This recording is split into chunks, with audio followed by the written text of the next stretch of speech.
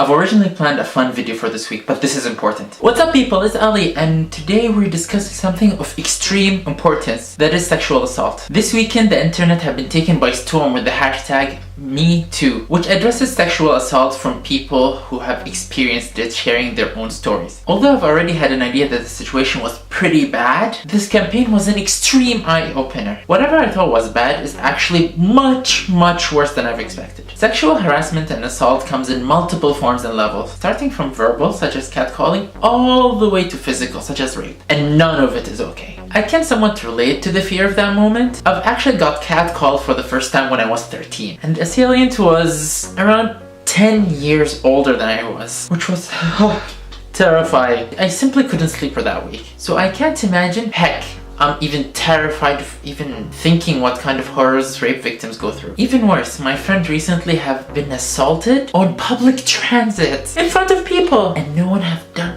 anything to help her. And although everyone is prone to be a sexual assault victim, women are way more prone to it. And believe it or not, whatever you're wearing can only affect it so much, because nastiness doesn't differentiate between its victims. Multiple of my female friends have shared stories of being sexually assaulted. Some of them wore the hijab and some of them didn't. So again, nastiness doesn't differentiate between people. Whatever a person is wearing is never an excuse for you to assault them. And we people really need to do something to fight this epidemic. Did you know that 1 in 4 North American women will be sexually assaulted during their lifetime? Also, 60% of sexual assault victims are under the age of 17. Yikes! And over 80% of sex crime victims are women. Over 80%! I don't know what to say. And those are only the ones we know of. In Canada, of every 100 incidents of sexual assault, only 6 are reported to the police. That's in Canada, one of the countries that are more open about fighting sexual assault, and a culture that's more sympathetic with the victims. In some cultures, victims are punished for being victims. They get slut-shamed and their social life is more or less over, which is why they don't report the assault when it happens. And they have to deal with the trauma all by themselves. Seriously though, everyone can post on social media. Better than nothing, but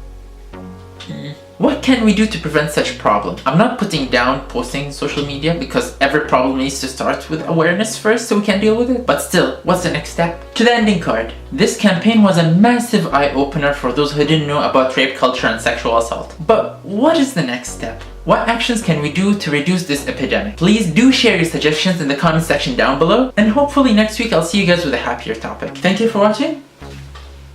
Take care.